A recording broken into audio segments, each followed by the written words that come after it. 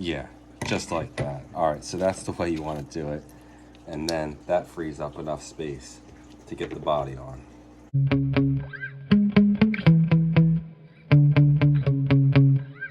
Today, I'm going to do a video on how to replace a 45 amp or really any smaller ESC in this Jetwood truck.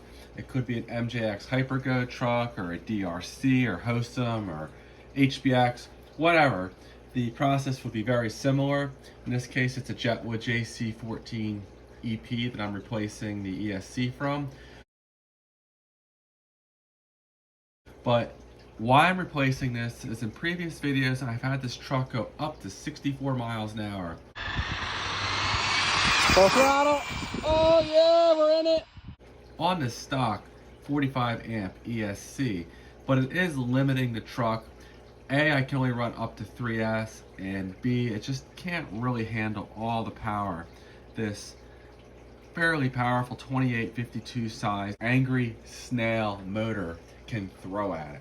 So what I'm going to do is go ahead and install this very budget friendly Vbest Life ESC.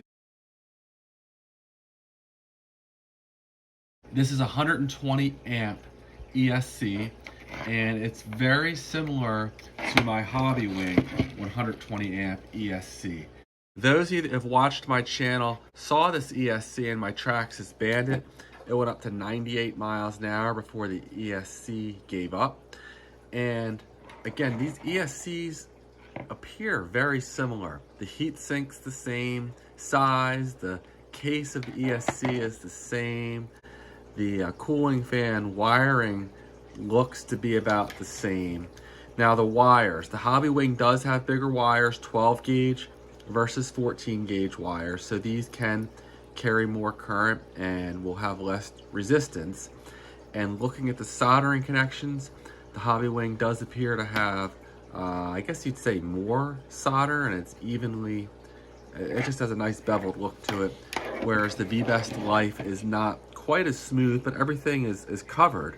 Now I will say the Vbest Life ESC has bigger capacitors than the Hobbywing did. These fried, and here's a picture of what they looked like originally.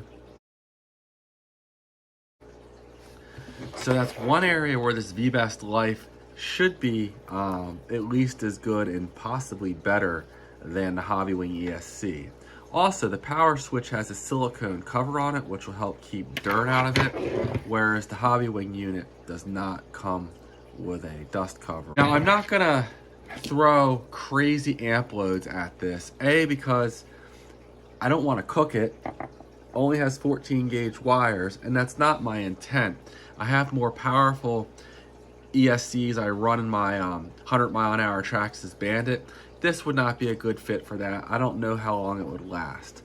So what I'm gonna do is put it in this 14 scale truck, and this motor may only pull, say 70 or 80 amps. So it should be well within the spec of this, and we'll see how this holds up under the use, under the demand this Jetwood truck throws at it. So a huge thank you to my buddy Britt over at 10 Scale RC Performance for hooking me up with this ESC by way of Vbest Life. You can purchase this ESC here. And as you can see, it's substantially cheaper than the Hobbywing ESC. One other big problem with this Hobbywing ESC is the fan burn up after using it just for a couple runs in my Traxxas Bandit. And pretty frustrating because this is rated for 2 to 3S use. But the problem is, it says right there, 2 to 3S. The problem is the morons over at Hobbywing decided to, the voltage that powers the fan is the same as the voltage of the battery you're running. It should be running off the BEC, or you can get an adapter and run this off the receiver. So that would take care of the voltage issue. But the problem when you run this at 3S, the span fins too fast and it cooks it quite quickly. So really unexcusable that Hobbywing would design an ESC like this. I mean, otherwise it was solid. I got a lot of runs in my Traxxas Bandit out of it, but this one sells for about $50. whereas the Vbest Life sells for, I believe it's $30. Now, Britt over at 10 Scale RC Performance has run this on 4S. I would not recommend trying this on 4S if you're gonna be pulling a whole lot of amps, but in this setup, it may well be fine. I wanna try it, and I'll quickly know if this cooling fan's gonna burn up. It looks like it's wired the same as the Hobby Wing, but Britt has run his several times at 4S and never had an issue. So perhaps, well, I don't know, we'll see how it holds up. I'm excited to try it out, and I'll report back on how well it works, you know, as it goes. You know, I'm gonna push it hard, at least in these smaller scale, 12th and 14th scale trucks, maybe even a 16th scale truck if I could fit it in there. Oh, behave. Yeah. Yeah, baby. Yeah. But the nice thing about it is the dimensions are small. I mean, you can see the 45 amp ESC in there now, and this 120 amp unit is not that much bigger. The height looks pretty similar. I'm gonna go ahead and pop this out of here in just a minute.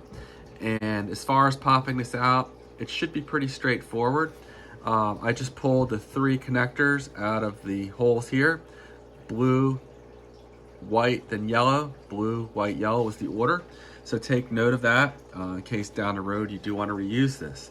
Now the problem is this only has 3.5 millimeter bullets. Most ESCs in this amp rating are gonna have 4 millimeter bullets, so they don't fit very well. They don't fit at all. So I don't really want to cut these off in case I want to put the stock one back in there. I guess I could get an adapter, but I'm kind of impatient and don't really want to do that. So I'm just gonna go ahead and solder on probably 5 millimeter bullets on both sides and get this thing connected up. Maybe I'll use 4 millimeter, I'm not sure. I'll see what I have laying around. But to unscrew the stock 45 amp ESC, there's just 2 hex screws. There's one here and there's one tucked back in here. Probably can't see it very well on the camera. I already have removed those. So then you go ahead and you can pull the ESC out of here. And then we're gonna have to go ahead and open up this waterproof box for the receiver so we can unplug the ESC from the receiver, and then we can go ahead and get the new one in here. Oh, one other thing I wanted to mention about the Vbest Life ESC is they do have a programming card for it, and it has a lot of different features that you can adjust with the programming card. Actually more than my Hobby Wing ESC had. Overall it's similar, but most importantly I want to be able to adjust the brake force, which you can with this, and you can also adjust the punch, which is very important to me. I typically like to run my speed run cars with the punch turned all the way down. This ESC has 10 different settings for punch. As you can see here, it's the start mode. I'm gonna put it down to level 1 if I can get my Hobby Wing programming card to work with this. I don't have the Vbest Life one, but stock it's level 4, so that's probably acceptable, but hopefully I can turn that down to level 1. The instruction manual, it's pretty minimal, but I suppose it's sufficient. And as far as the rating on this ESC, the 120 amp unit, it has a burst current rating of 600 amps. I believe the Hobby Wing was rated at 720, but I'm not gonna push things crazy hard. I'm not gonna be running a 3665 or a 3660 high kV motor in here. I'm gonna stick running this here on 28 millimeter diameter motors, so I'm not pulling, you know, 200 amps or something ridiculous like I did in my Bandit when I ran this unit here. All right, let me go ahead and open up this box here. Now, when you're working on your Jetwood truck, it's really important you have a good set of hex drivers. These are Sherago units. Big thank you to Sherago for sending these out to me. Before I had these and I just used the included hex keys, I was stripping all kinds of hex bolts. These are made out of like cheese or I don't know, something really soft, and very frustrating.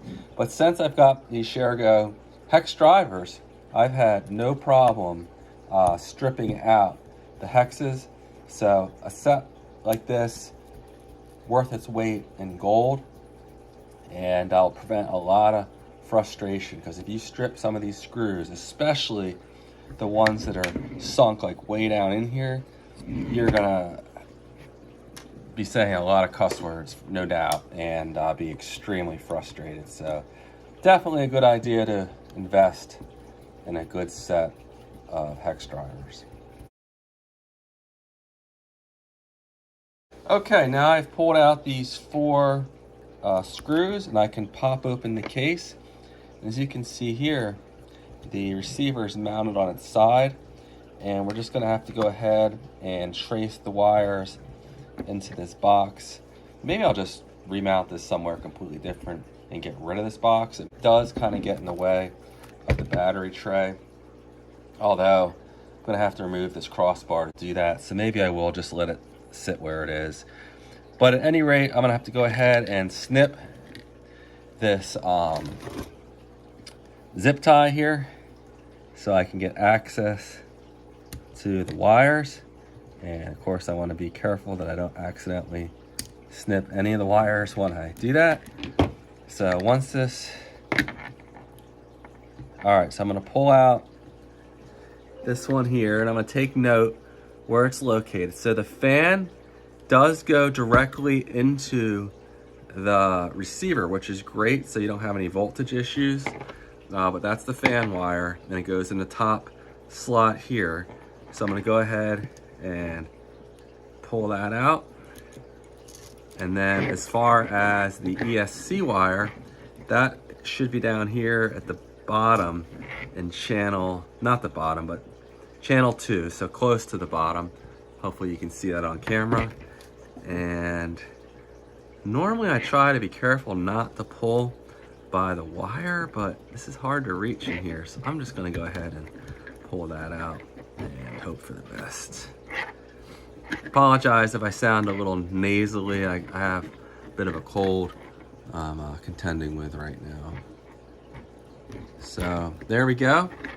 I can then mount the Vbest Life ESC right here on the stock plate, so I don't have to butcher and cut up the chassis. And what I'll do is I'll just put a little bit of double-sided adhesive. Actually, I'll use shoe glue.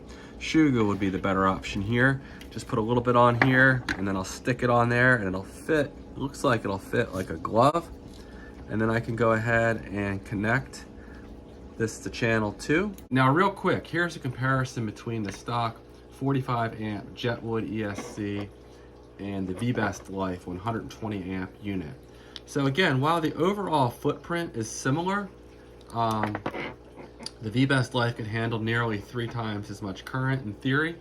It is a little taller, but the height does not seem to be an issue when we relocated or slid this receiver box down. The length is almost identical in these two. The Vbest might be just a bit longer, but very close, and the width is, I think, identical. So there we go. I mean, these are close in size on the outside, but this one should be able to handle way more power. Even if it handles twice as much, I'll be happy. And it can run 4S.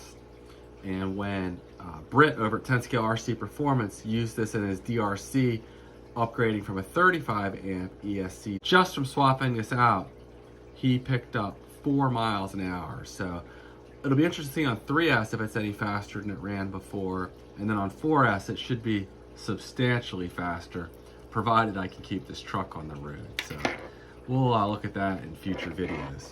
So I'm gonna go ahead and cut off these 3.5 millimeter bullets, and I may just solder 4 millimeters on here so I don't have to replace these. It'll make things easier. I usually do 5 millimeter on my lower powered cars and 6.5 on my higher powered ones, but I think 4 may be sufficient, and I just don't have much energy right now. I'm sick, so we'll just cut these off and go with 4 millimeter.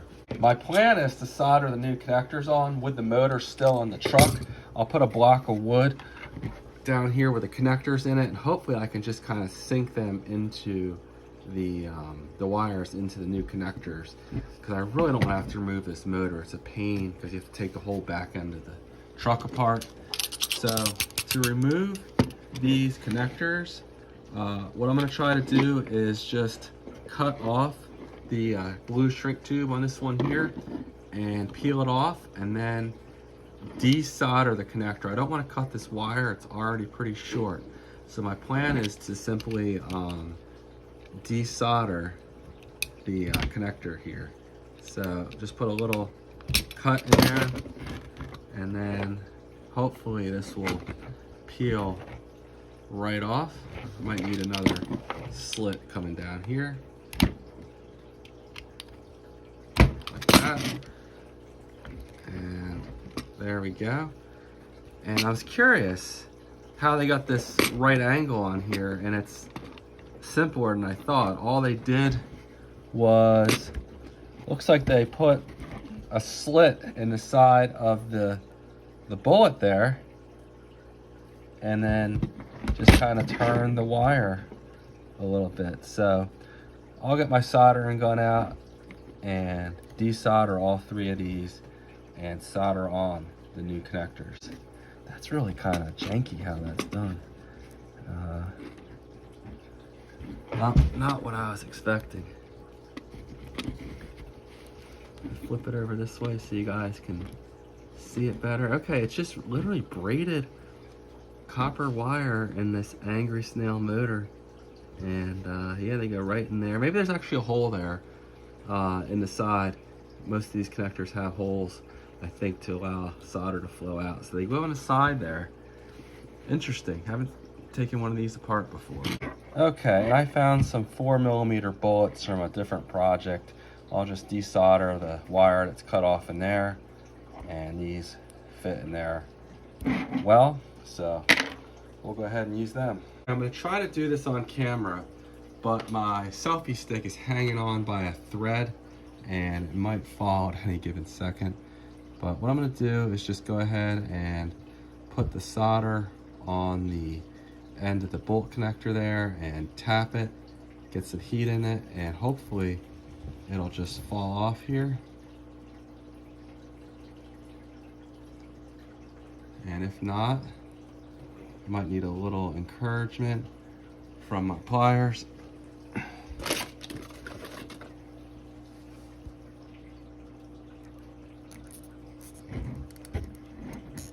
Not quite sure how that's in there. There it goes. Got this cool. And we'll do that to each one of these. So just put a little bit of solder on it. Bam. Let it heat up till the whole thing's molten hot. And then encourage it to come out of there like that. And there's enough molten solder on here, I think. Give it a little time. And then we're going to pull this right out of there. There we go. Go ahead and clean the tip off on my solder iron. But essentially that's all you got to do is just get a little bit of solder on here to get the heat transfer going. Give it a few seconds to get the solder molten and liquidy in here, and once it is, we should be able to pull out whatever is in here, just like that. All right, now I'm just gonna go ahead and pull off the shrink tube and straighten this wire. Remember, it had that kink in it from being in the other bullet connector, so get them kind of straight. And it looks like they're tinned a little bit, so you know, shouldn't have any issues there. So what I'm going to try to do, so I don't have to remove the motor, is just heat the solder up in here and then just dip the connector down in it like that. I might not be able to do this on camera very well, but that is my plan. I might have to go a little higher with this wood, but that should work. So what I'm gonna do is go ahead and just add a little bit of fresh solder down in this bullet.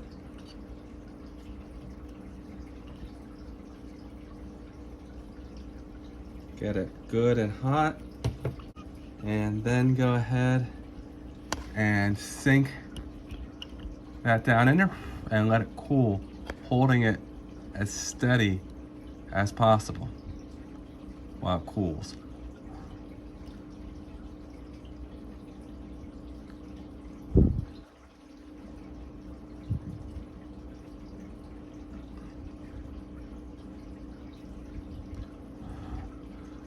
You count to about 30 or so, and it should have hardened.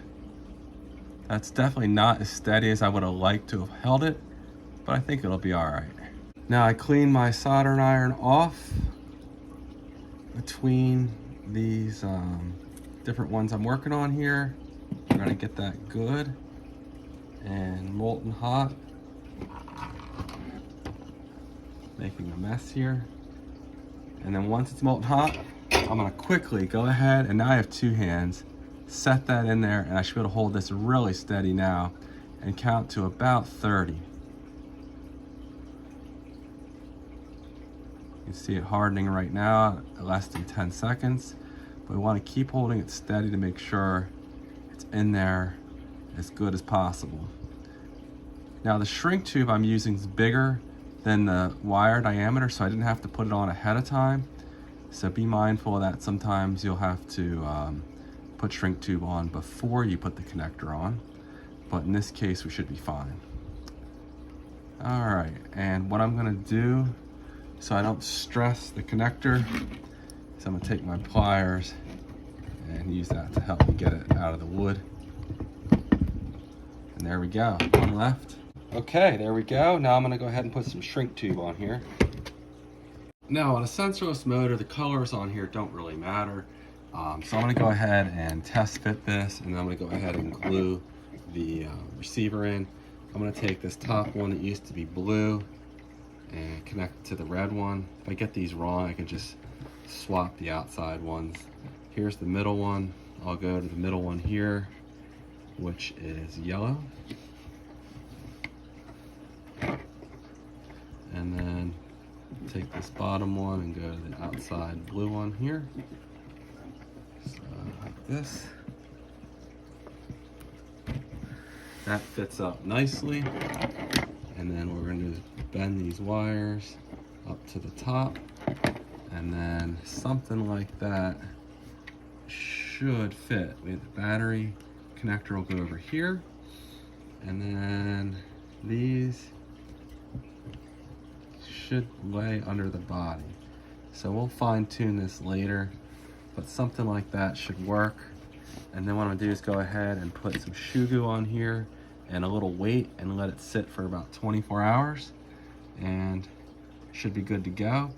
And then I'll go ahead and reconnect the wires to the receiver here. Now when I shoe glue this in place, I'm gonna make sure there's plenty of clearance between these wires and the play here for the steering setup. So all I'm gonna do is go ahead and put a gob of shoe glue in the mount here. So something like that should work nicely. Then I'm gonna go ahead and press the ESC onto the shoe glue once it's lined up here. So about like that. And then I'm gonna go ahead and put some weight on it. And I do not want to disturb this until it's completely dry.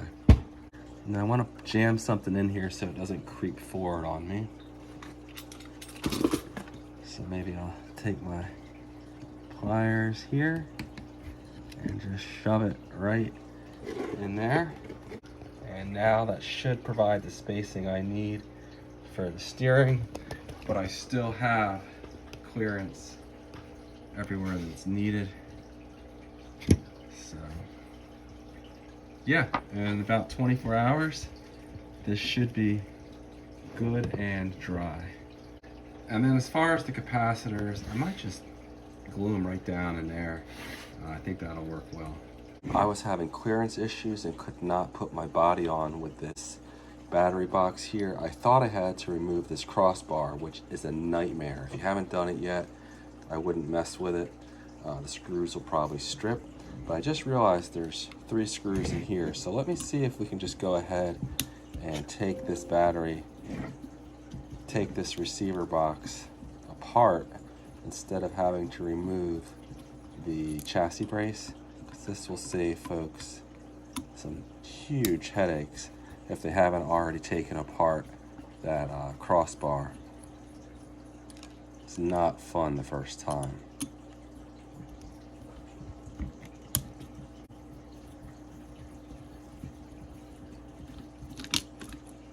Yeah, just like that. All right, so that's the way you want to do it. And then that frees up enough space to get the body on. Okay, and then all I did was simply plug in the receiver back to channel 2 with the wires oriented the correct way, white on the right. And then I put some electrical tape around the receiver to hold it in place, and I think that'll be good enough. So now everything fits, and I'll pretty these wires up a little bit. Ideally I'd shorten these, but I might use this in some different cars, so I really didn't want to shorten it for my application. And then the final thing I did was mounted the on-off switch for the ESC onto the front of the servo, and everything now fits together as it should.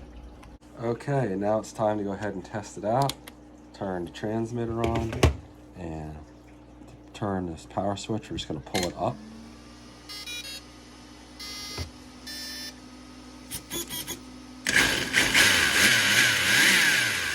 And there we go. Please let me know if you have any questions, and I'll get this thing out soon and do some speed runs with it. I'll see you in the next one. Take care.